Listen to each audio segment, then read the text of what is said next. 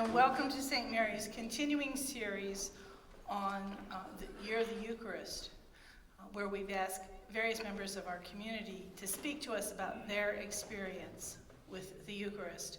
Janice is finishing putting around pew cards in the pews. This is a public service announcement. The Catholic prayer app, Hallow, has a Lenten challenge of 40 days of prayer for Lent.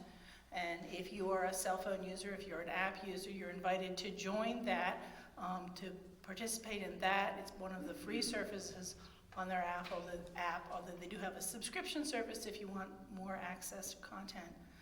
But what they've told us, and they told us this today, that for every person who joins the Pray 40 for Lent challenge and prays tomorrow on Ash Wednesday, they will donate $1 to Catholic Relief Services in support of the people of Ukraine. So that's another thing to consider. Our speaker this evening is Ellen Dumer. Ellen is a cradle Catholic whose cradle has rocked pretty hard more than a few times over the years. She's been married to Deacon Gary Dumer for 35 years. They have 4 children and 12 grandchildren.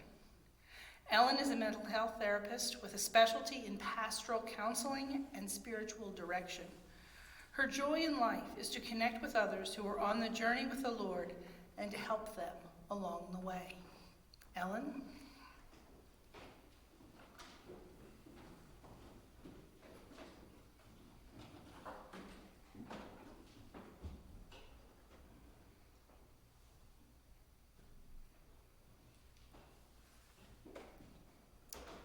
Thank you, Miss Jackie.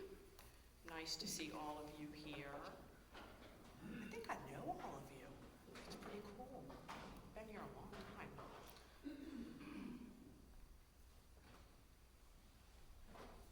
Well, I thought we were going to be late tonight, but luckily I speed a lot and we weren't. And I found a new way to be late. You look at the clock on the microwave when somebody else is using it. It's a timer. And you think, oh, it's only this time. And I get in the car, I'm like, oh no, it's not.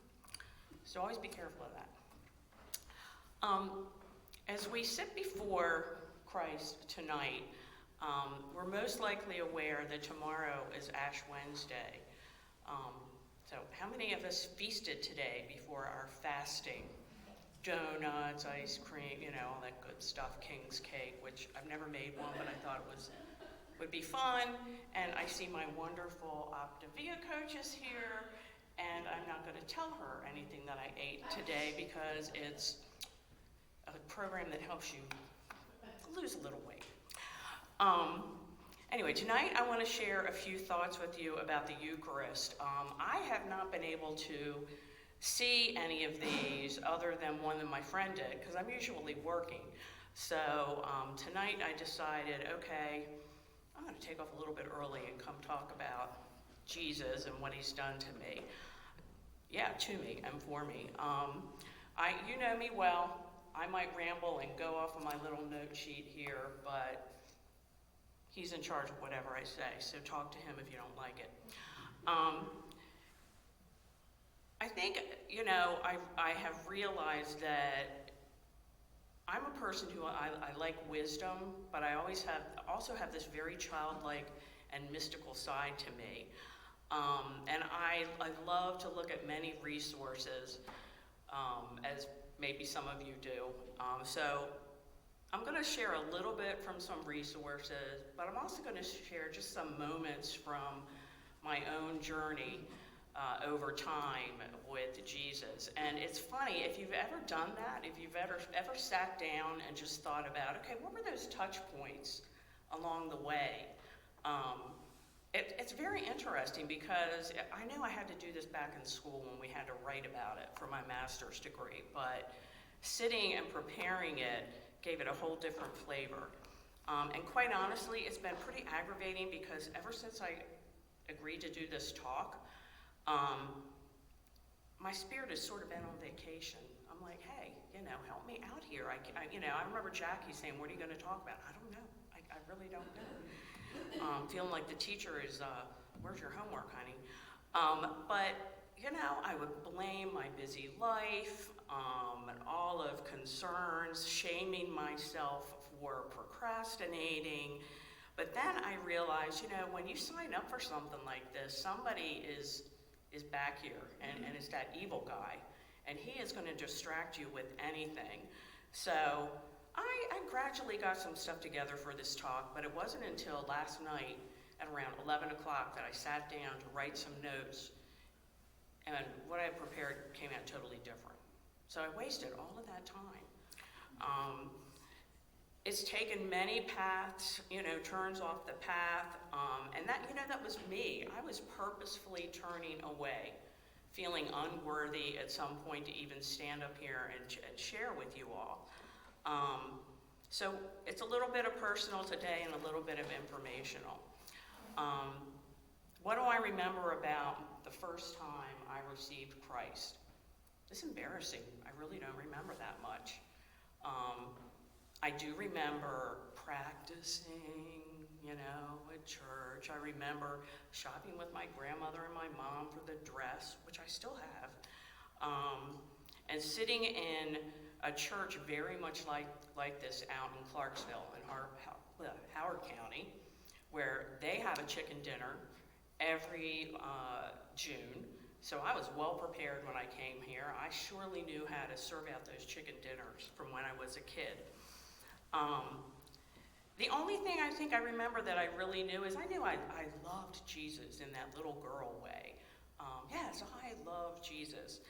And one of the first things I remember about that relationship was I was sort of a shy kid, and there was one day, and I think I must have been watching that movie, The Song of Bernadette, sometime before this, because you know when the clouds are up there and the sun comes streaming down, I was sure that that was God, and I knelt down on the playground in front of all my friends and started praying.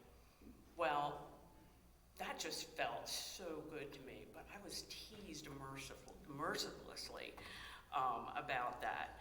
And back then, it was just one of those little kid things that you do, you're prompted to do. In 7th grade, my friend who went to Young Life gave me a book that I still have, this little paperback book, very well worn, called Two from Galilee by Marjorie Holmes. You may have heard of it. It's basically historical fiction about the story of Mary and Joseph and the birth of Jesus. And I fell in love with that. It was written as a love story. And I had never, ever conceived of that in my young mind. You know, 7th grade, you're just starting to be like, ooh, I like that boy, and I like that boy. But you don't get it yet. It shocked me. It was a shocking book. I remember saying to my mother, Mary was an unwed mother. Why would God do that to her? So that was sort of my next little step and memory in my faith formation. And then in 8th grade, I was going to bring this with me, but I forgot it. I took out repeatedly a book in our St. Louis Catholic School library called Bernie Becomes a Nun. And this was a biography of a woman she's actually still alive today, who did become a nun. And I would take that book out over and over. There was just something about whatever that girl was going through that drew me in. And, you know, at that time in my life, my mom had been through postpartum depression when she had my sisters. And back then, they didn't really know what that was. They put her in the hospital, they did shock treatments to her. Now, here, we got some medicine for you, you're gonna get through this. But that was rough on me, I was the oldest. And then almost immediately after that, she got diagnosed with cancer, which eventually she passed away when I was 16. So that part of my life, I was very scared. But something about all these experiences, reading these books, made me feel safe with Jesus. And something in me knew when I went to church, even though it was boring, when I got that Eucharist, something was going on. It made me feel safe. I didn't know that I was developing my faith. About 10 years ago, I found that book, and I paid a pretty silly little price for that book. It's this little tiny book. And when it came, it was amazing. I really wish I had it here with me. The woman who had it had prepared this beautiful binder with a fabric covering and this gold ribbon that she kept it in. So I knew it meant something to her too. And if you ask Gary, he'll tell you, I always wondered, was I supposed to be a nun? You know, there's this little part of me that said, uh-oh, I think I messed up. I think I was supposed to do that and I ignored it. But as I read the book that night, of course Gary was sound asleep, snoring away, and here I am over here with the little lamp reading this book, sobbing, just sobbing reading this book, because what I realized was, oh, I'll probably cry again now. It took me back to that time in my life when what happened was I had fallen in love with Jesus. And that's what it was. It wasn't be a nun. It was, you love me. I love you.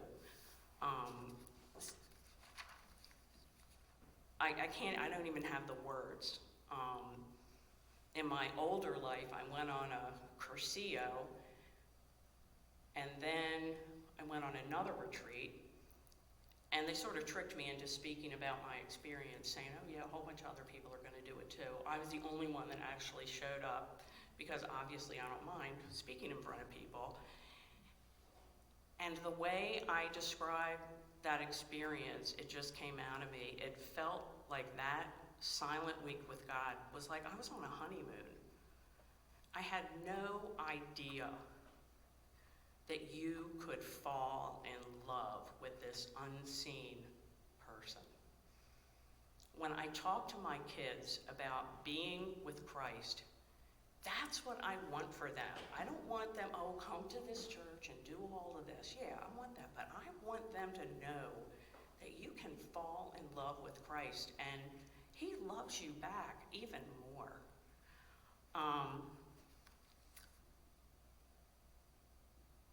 It was probably about 25 years ago, because before you became a deacon, and then we were going to St. Margaret's at the Mission. And back in those days, during Lent, they would turn the chairs into, what do you call that, Jackie? Sanctuary style. When all the chairs face each other. Fire style. I loved that because I could see everybody that was there. A lot of people complained about it. They didn't want that. But after communion that day, here's where my little kindergarten girl comes out. I'm nudging Gary. I'm like, I gotta tell you this after church, guy. And he's like, what? I come out of church, and let's see, how old am I now? I was probably about 41 years old, and all of a sudden, my scientific kindergarten, in love with God, brain told me, you just ate Jesus. Bread and wine. Scientific brain here, I worked in a medical lab. When you eat something, what happens to it? What happens to something when you eat it? It becomes a part of you. It goes into every single cell in your body. I'm like sitting there at 41 years old going, Jesus is in every cell in my body. And it just became so clear to me that that's how he works. How many millions of people walk up all day? You know, right now, Mass is being said in a lot of places in the world. Probably pretty much 24 hours a day, Mass is being said somewhere, in some way, shape, or form, and somebody is receiving communion, and all of that is connecting every single one of us, cell by cell, to each other. Christ. That's a huge miracle to me. And it sort of explains to me why prayer works. That God created us as energy, as spirit. We connect to each other like that. You can take an EKG, pick up the electrical, what do you call that? Where's Roger when you need him? You can pick up the electricity in your heart. The girl that does my hair says, a horse's heart, you can pick up the electrical signal from a horse's heart from outside of their body because the organ is so big. Think about this. When you meet up with somebody, what's going on? We're connected. I'm connected to you. I'm connected to every single one of you because there is the unseen atoms of air between us. Now, we really know about that because we've been like this for so long. We don't want to get each other's atoms.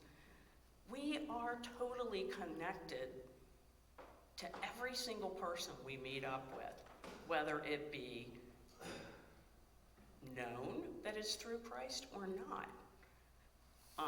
So these are the little miracles that come up into my kindergarten brain, and that's how I've experienced it.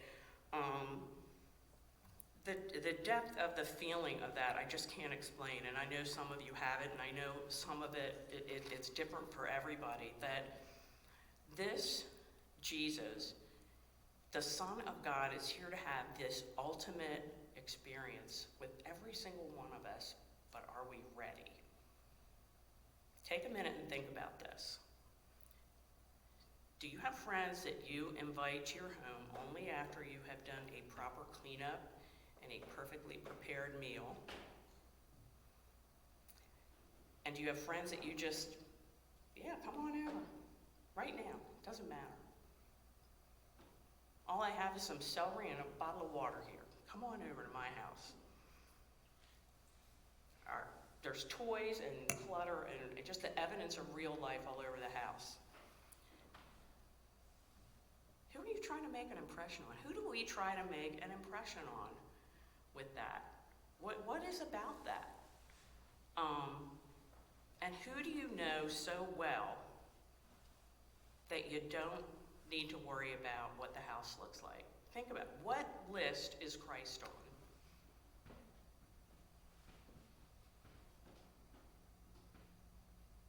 Now, as Catholics, I know growing up, we were like, get your best on. And yeah, we want to be reverent. But then I go back to the Bible and see, who did Jesus hang out with? To me, the Bible was exactly like Jesus of Nazareth, that show that was on so long ago. Who was he hanging out with? They did not look too good. We got to remember that Christ is like this, the ultimate cleaning service. We can walk in here, and when we receive that Eucharist, when we take him in our body, that those daily thoughts of, why can't I change this? All of those bothersome things that go on, all of those venial sins. And I didn't learn this and realize this, somebody probably told me this, but until Gary became a deacon, he's like, yeah, when you go to communion, those things that's forgiven and forgotten. I was like, oh my gosh, who can do that? Jesus. It's got to be Jesus if that happens. Years and years and years ago, watching EWTN, Women of Grace, and the woman was interviewing this couple who the man was not Catholic, but later became Catholic, and they were talking about communion, and he said, I posed this question to my wife one day. If you really believe that's Jesus, how come you aren't going and getting him every day? And she was like, you could see the look on her face. It brought back that conversation. And from then on, she was at daily mass whenever she could get there.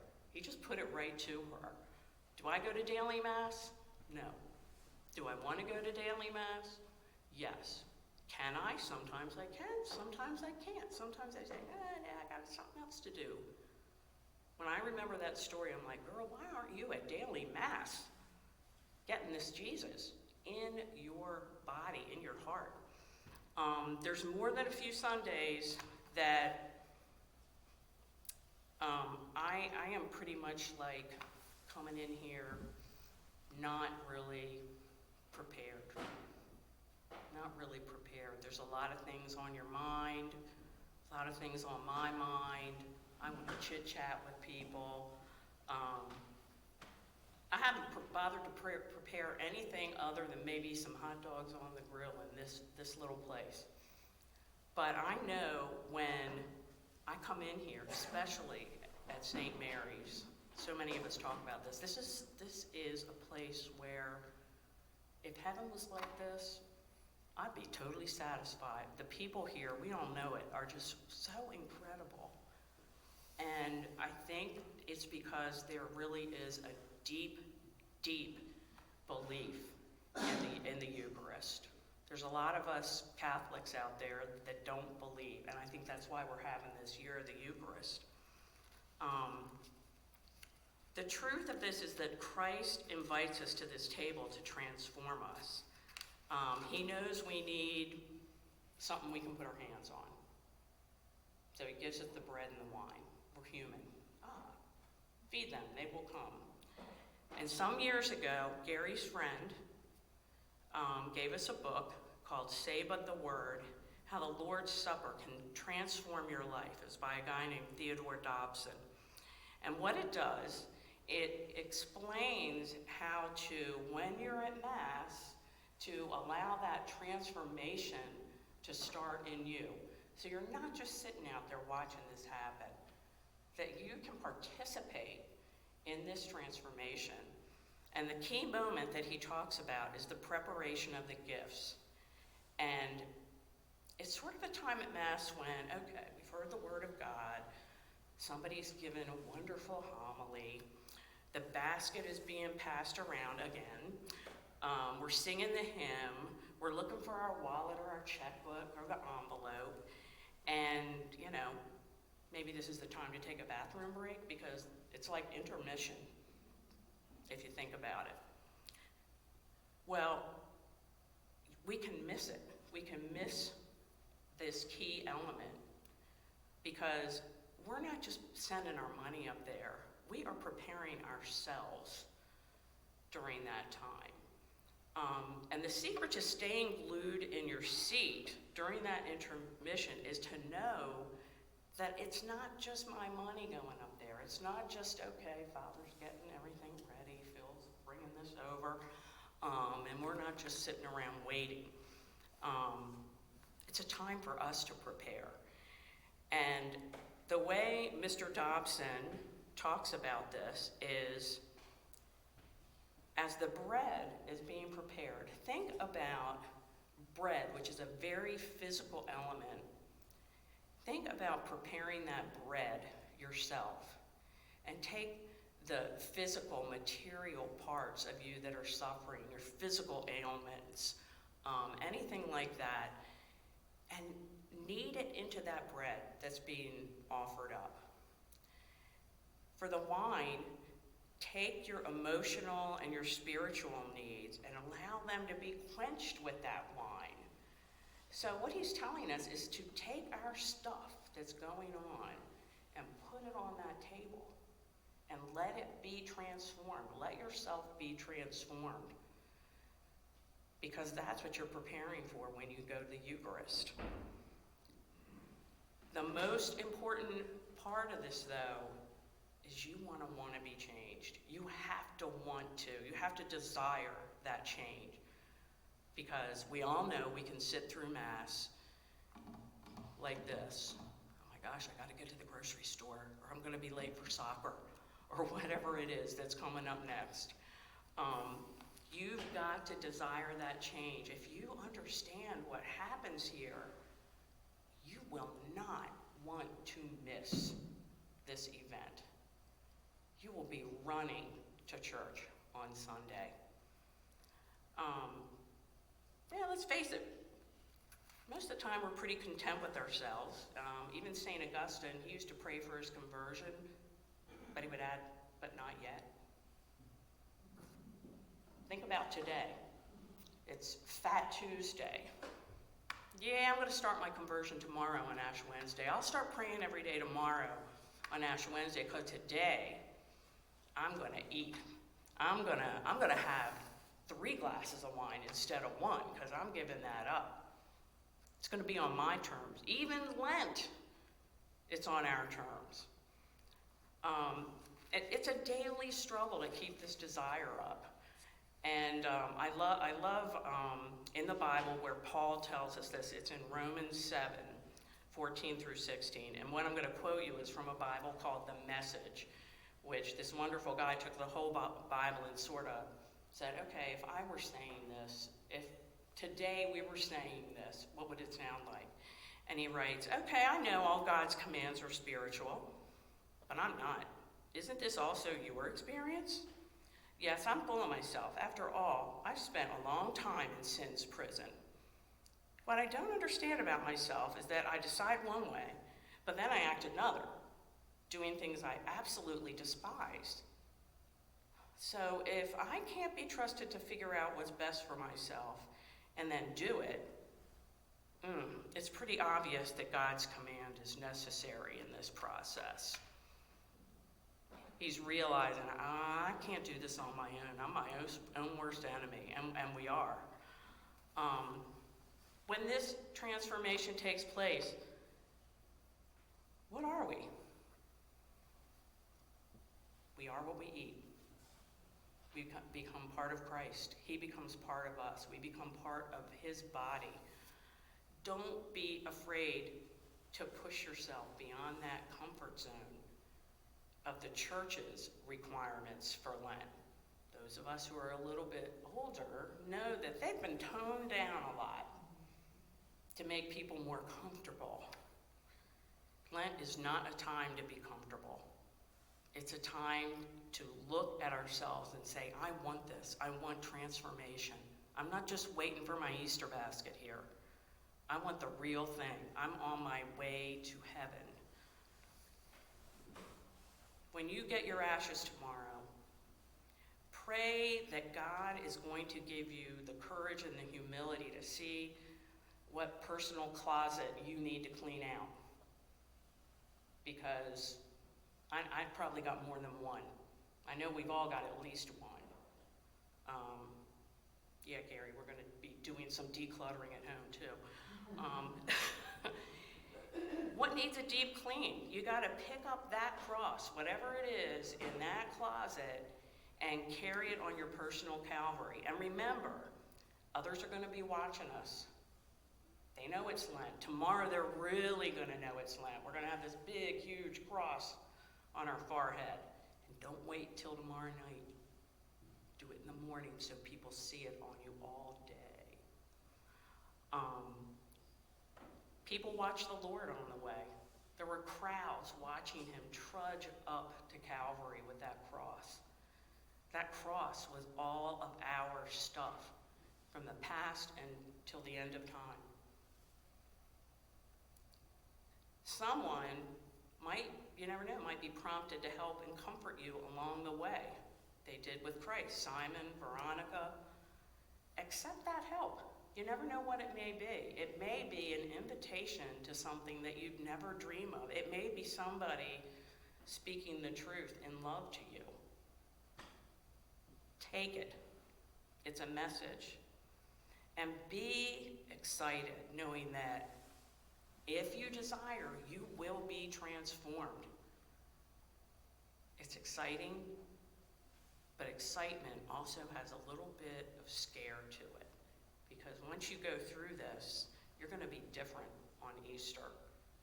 And God's going to require more of you.